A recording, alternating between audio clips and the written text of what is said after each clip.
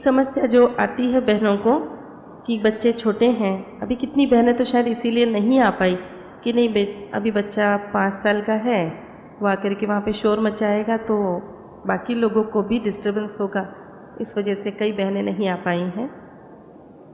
तो जो ख़ास तौर पे जो परेशानी होती है बहनों को कि बच्चों की जिम्मेदारी माँ की ही होती है, और कई बार घर में परिवार के लोग आपकी सहायता करते भी हैं, कई बार नहीं भी करते हैं, या घर में सभी बहनों को ध्यान करने जाना है तो अभी तेरा बच्चा है तो देख, ये हो ही जाता है निश्चित रूप से। तो उसमें हम लोग जो कर सकते हैं कि सेंटर पे मान लो 30 महिलाएं हैं, 30 महिलाओं में से 10 महिलाओं के बच्चे छोटे हैं, 2 साल के बच्चों से लेकर के 8-10 साल के बच्चे जो शैतानी कर सकते हैं, ध्यान शायद ना भी करें, ऐसा आप महसूस करती हैं, तो एक काम हो सकता है कि बच्चों को लेकर के आप सेंटर पे तो आ जाइए।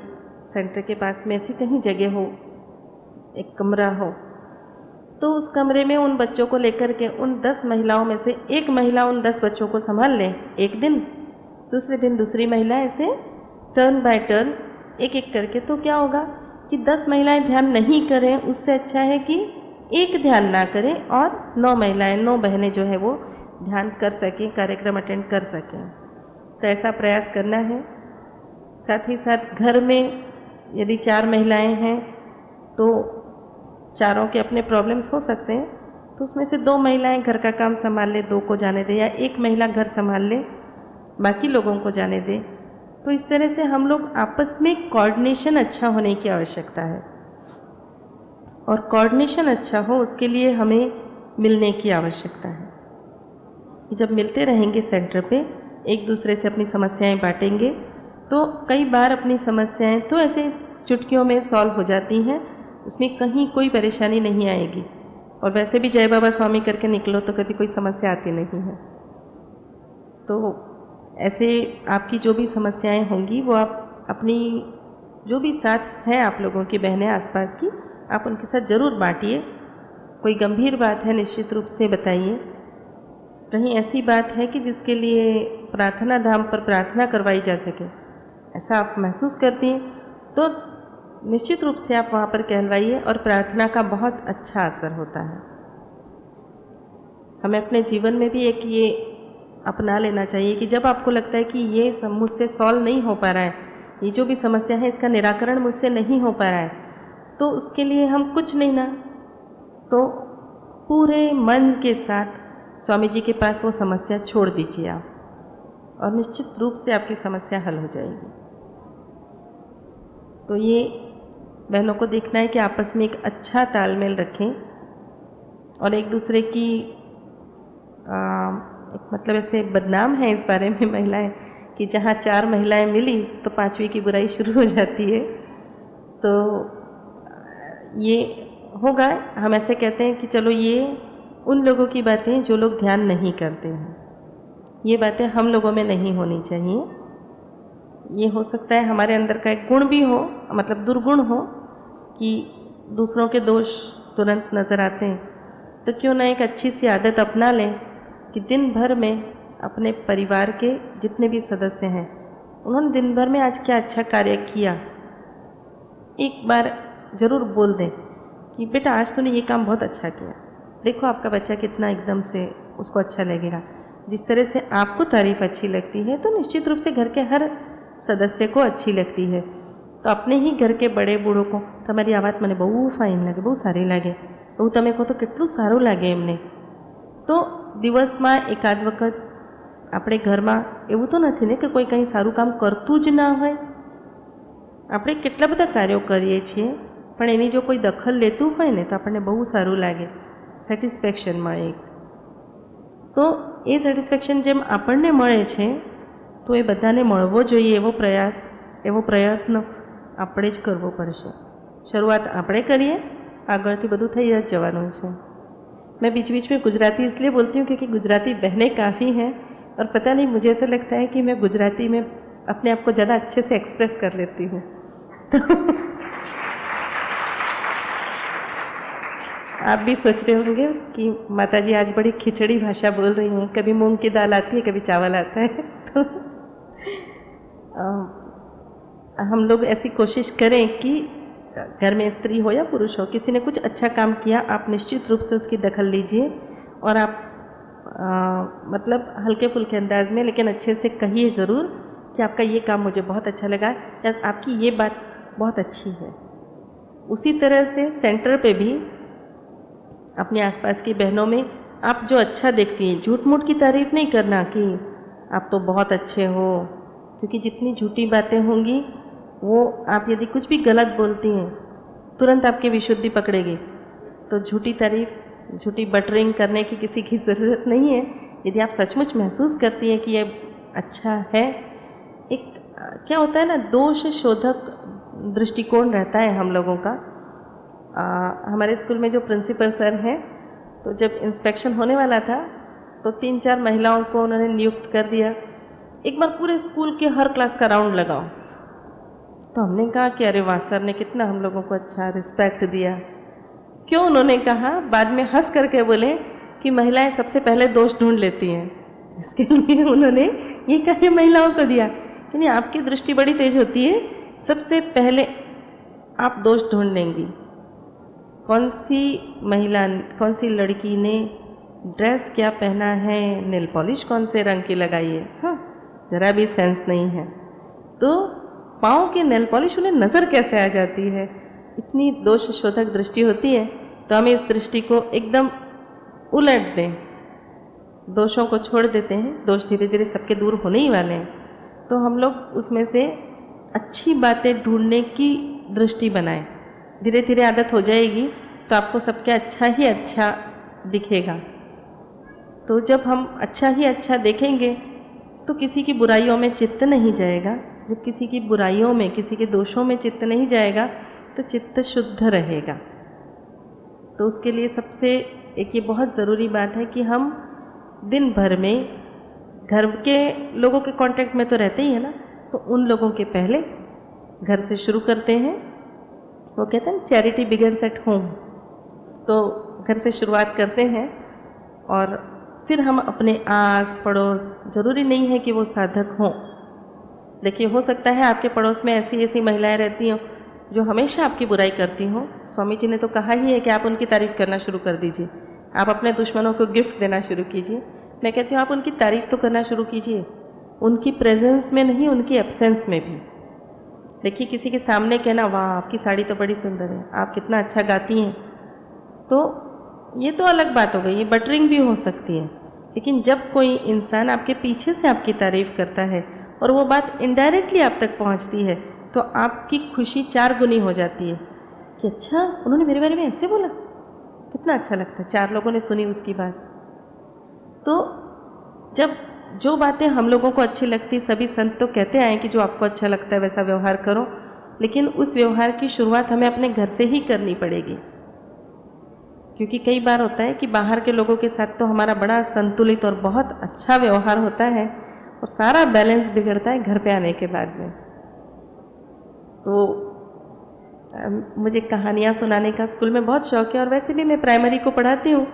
तो छोटे बच्चों को मेरा हर पीरियड में एक छोटा सा किस्सा नहीं तो कहानी ज़रूर होती है। जिस दिन नहीं होती है तो बच्चे मुझे याद दिलाते, मैडम आज आपने कोई किस्सा नहीं सुनाया।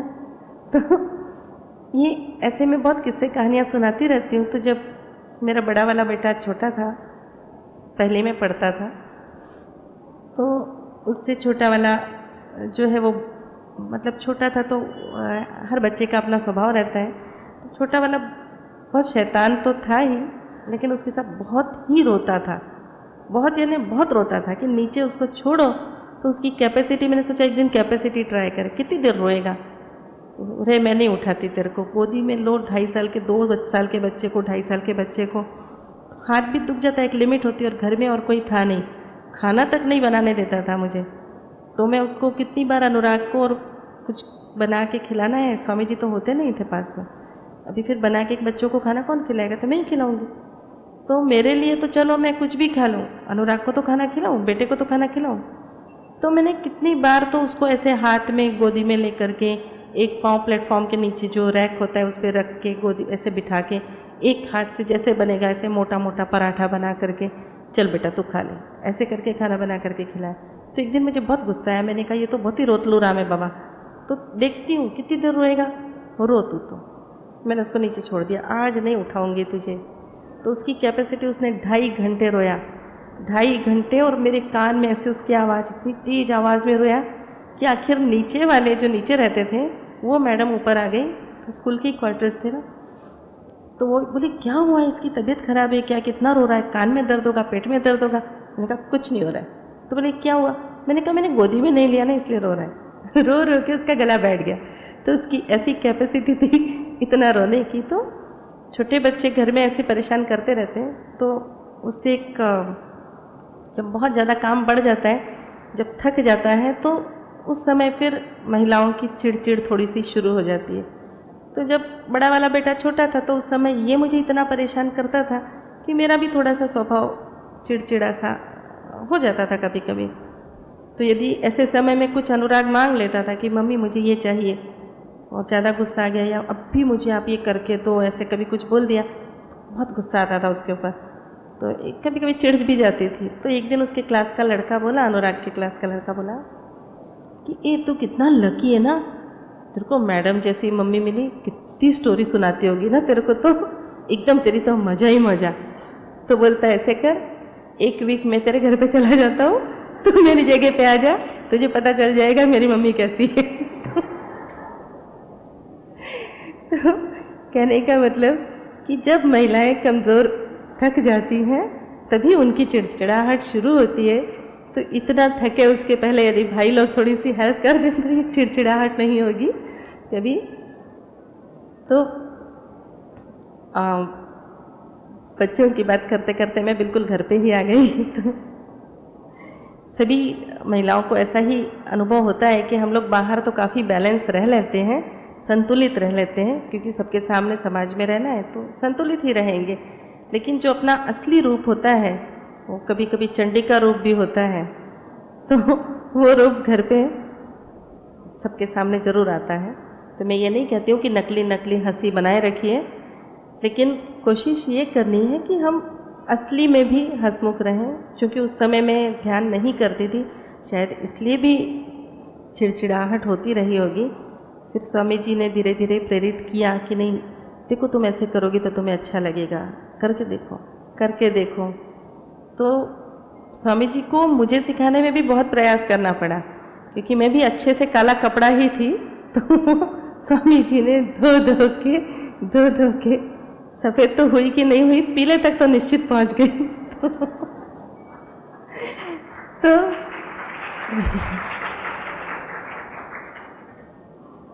क्या होता है कि हर कोई, अभी हम इस तरह से सोचे, इसलिए कई बार महिलाएं कहती कि मैं क्या करूं, देखो ध्यान करते करते मुझे 2 साल हो गए हैं, अभी भी ना मेरे को इतने विचार आते हैं ना ध्यान करते समय, कभी कभी आ ही जाते हैं, बहुत कंट्रोल करती हूँ तो भी मुझे नेगेटिव विचार आ जाते हैं। तो ये नेगेटिव विचार क्यों आ जाते हैं, मैं कैसे रोकूं, क्या करूं? तो मेरा सिर्फ एक ही कहना है कि एक कपड़ा है जिसे हम लोगों ने कई वर्षों से पहन रखा है, उसकी धुलाई हुई नहीं। यदि आप 20 साल की हैं तो 20 साल से धुलाई नहीं हुई थी, और यदि आप 35 साल की है तो 35 साल से उस कपड़े की धुलाई नहीं हुई, और यदि आप 40 साल की है तो उतने ही वर्षों से नहीं हुई। तो उस पर जाने कितने सारे दाग हैं। तो ये दाग एक ही धुलाई में साफ हो जाएंगे, क्या ऐसा संभव है? निश्चित रूप से नहीं है। सभी महिलाएं अपने घर में कपड़े धोती हैं और जानती हैं कि जब दाग गहरा हो, एक बार में नहीं निकलता है, कोई बात नहीं, धोते रहो धोते रहो धोते रहो, किसी दिन तो छूट ही जाएगा। उसी तरह हमारा अपना ये कपड़ा है, इसके ऊपर इतने वर्षों के दाग हैं। स्वामी जी ने हमारे अंदर एक प्रकाश की लौ तो दे दी है। अब उस प्रकाश में हम देख पा रहे हैं कि ये इतने दाग हैं, चिंतित होने की आवश्यकता नहीं है। हम ध्यान करते रहेंगे तो धीरे धीरे धीरे धीरे करके ये सारे दाग सब कुछ साफ हो ही जाने वाला है। उसके बारे में हमें चिंता करने की बिल्कुल भी आवश्यकता नहीं है कि ध्यान में मुझे विचार क्यों आते हैं, मुझे क्यों आते हैं कि चिंता भी अपने आप में एक नेगेटिव विचार ही है। क्यों आते हैं? मैं ही दोषी हूँ? अरे बाबा आप ही क्यों, सभी को आते हैं, मुझे भी आते थे। तो ये तो धीरे धीरे करके आप जैसे हैबिट डेवलप करेंगी, जैसे आदत डालेंगी, उसी तरह से आप बनने वाली हैं। तो एक पॉजिटिव आदत डालिए कि कोई भी नेगेटिव विचार आता है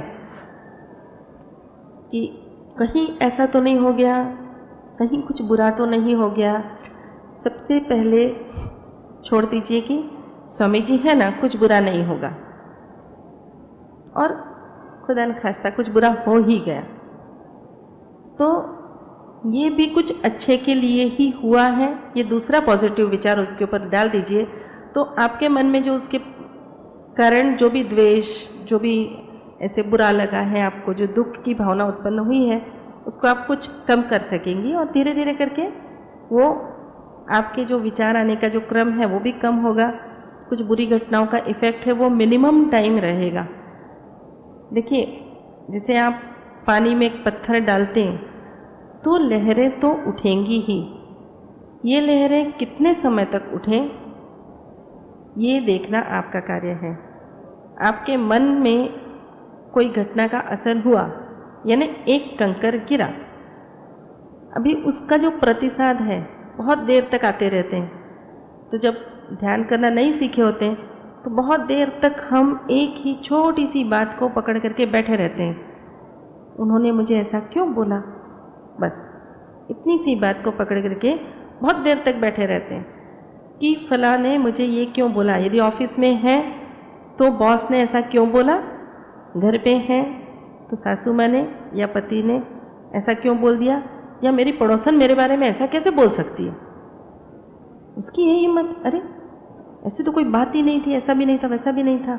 और आप सोचते जाते हैं, सोचते जाते हैं, और इस सोचने के दरमियान जाने आप कितने लोगों पर चित्त डालते हैं। यदि आपके पड़ोसन ने बात कही है तो आप पूरी कॉलोनी की बात सोच लेंगे उतने में। उसके सामने कहा होगा क्या, हाय भगवान वो क्या सोच रहे होंगे मेरे बारे में, अभी क्या होगा, सब लोग क्या सोचते हैं। तो पता नहीं ऊपर वाले ने पहले से मुझे थोड़ा सा बेशरम बनाया कि मैं बहुत छोटी थी ना, तब से जैसे दौड़ लगाई रेस में, गिर गई, फट से कपड़े झाड़े, फिर दौड़ना शुरू, इधर उधर देखना नहीं किसी ने क्या बोला, क्या देखा, क्या सोचा। ये पहले से मिला हुआ गुण है। तो ये थोड़ा सा आप लोग भी डेवलप कर लो। कह रहे हैं ना, कहने तो वो क्या बोलते, हाथी जाता है तो कुत्ते तो भौंकते ही हैं। ये मान करके थोड़ा सा चलें तो आप अपने आप को थोड़ा सा बड़ा बना लेंगी कि आप हाथी हैं और जो बोल रहे हैं वो कुत्ते हैं। So let them say anything.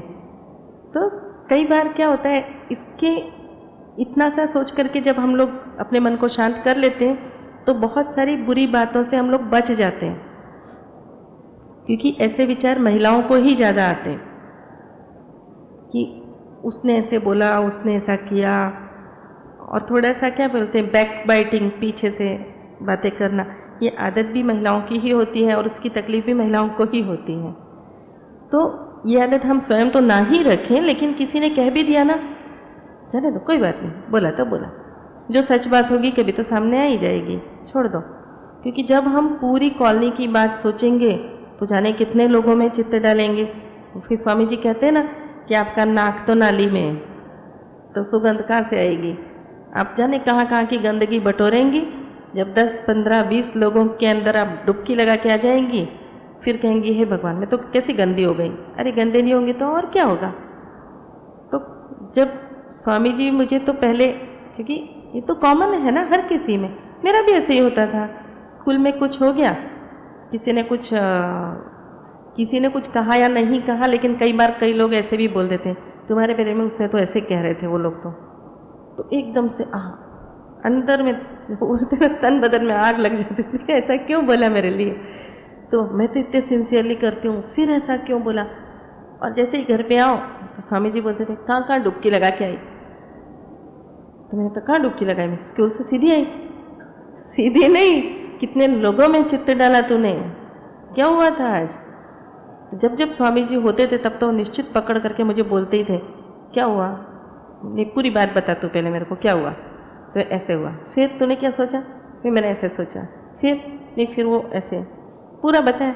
इतने सारे लोगों में तूने चित्र डाला, नोट करके दिखाते थे, देख तूने बताया ना, वो मिसेस वर्मा, राधा, सीमा, ये सीमा नहीं तो जो भी है, तो इतने सारे लोगों में तूने चित्त डाला। अरे तू बाकी लोगों को छोड़ दे, तुझे अपनी चिंता है कि नहीं है? तेरे अपने चक्र खराब होंगे तो क्या ये लोग सब तुझे ठीक करने को आने वाले हैं क्या? नहीं।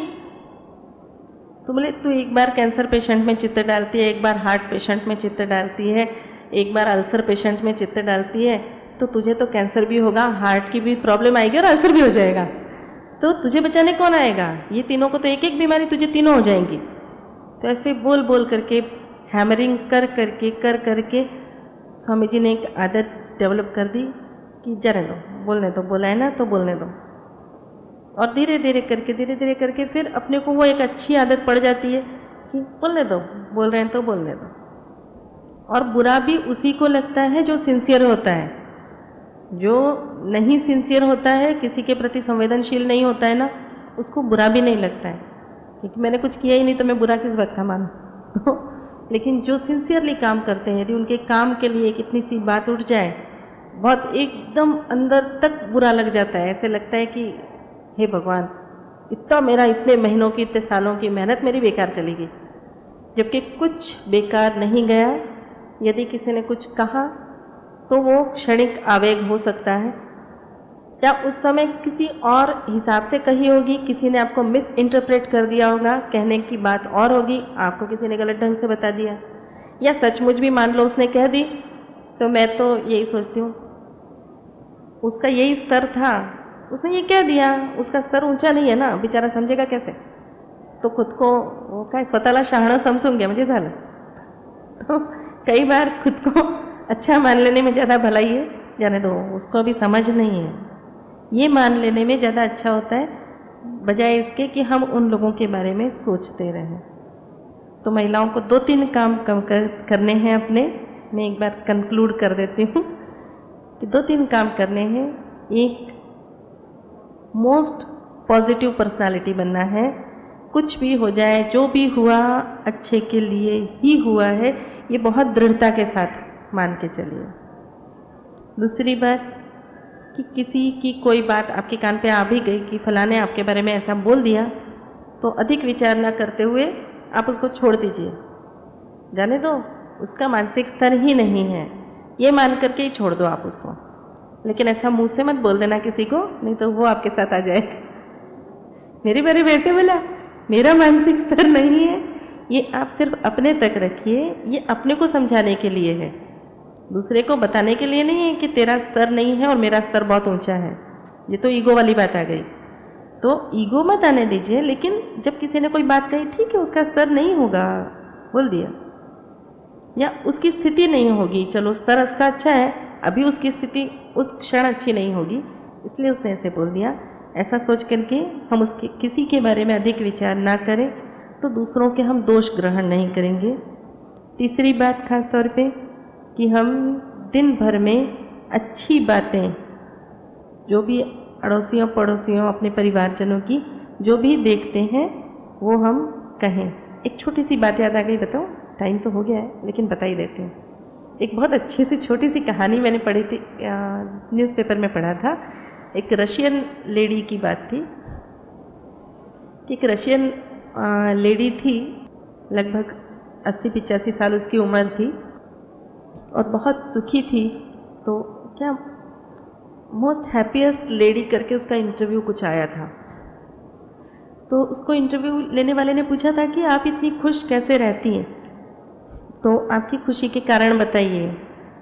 तो उसने कहा कि देखिए ऐसा है कि जब मैं 5 साल की थी तो मेरी माँ की मृत्यु हो गई, जब मैं 9 साल की हुई तो मेरे पिता की भी मृत्यु हो गई, और फिर बाद में मैं अपने रिश्तेदारों की यहाँ पली बड़ी हुई, शादी हुई, शादी के बाद पति भी साथ नहीं रह सका और बच्चे मेरे हैं नहीं। तो यूँ देखें तो उनके जीवन में खुशी देने वाली तो कोई बात थी ही नहीं। और इंटरव्यू उनका लिया था मोस्ट हैप्पीएस्ट लेडी का। तो उनसे मतलब पहले उनकी परिवार की हिस्ट्री पूछी गई तो उन्होंने ये सब बताया। और फिर जब उनसे पूछा गया कि आप खुश कैसे रह लेती हैं, आप इतनी खुश कैसे हैं, तो उन्होंने कहा कि उन्होंने अपनी एक मतलब डायरी दिखाई जिसमें उन्होंने सालों के अपने अनुभव लिखे थे। तो उन अनुभवों में रोज़ बोले मैंने सिर्फ एक ही नियम पाला है, सिर्फ एक नियम, मैं उसी नियम से खुश हूँ। तो इंटरव्यू लेने वाले ने पूछा वो क्या नियम है कि जिसको आप पाल करके आप इतनी खुश रह रहती हैं। बोले कुछ नहीं, सुख दुख तो चलता रहता है। मैं रात को सोते समय ये सोचती हूँ कि आज सारे दिन भर में एक अच्छी बात क्या हुई, मैं उस एक अच्छी बात को याद करके डायरी में लिख लेती हूँ। तो बुरी बातें तो हजार होती रहती हैं, लेकिन आज दिन भर में अच्छा क्या हुआ, वो एक पॉजिटिव बात सोच करके डायरी में नोट करके सो जाती हूँ। दूसरे दिन फिर पूरा दिन निकलता रहा जैसा गया, अच्छा बुरा, फिर दिन भर में अच्छा क्या हुआ, तो ये हुआ। तो बोले जब आपकी माता की मृत्यु हो गई क्या तब भी आपने ऐसे ही सोचा? बोल तब तो मैं छोटी थी, लेकिन तब भी मैंने सोचा कोई बात नहीं, माता की मृत्यु हो गई, मेरे पिता हैं। बोले जब पिता की? तो बोले पिता की मृत्यु हो गई तो रिश्तेदार हैं।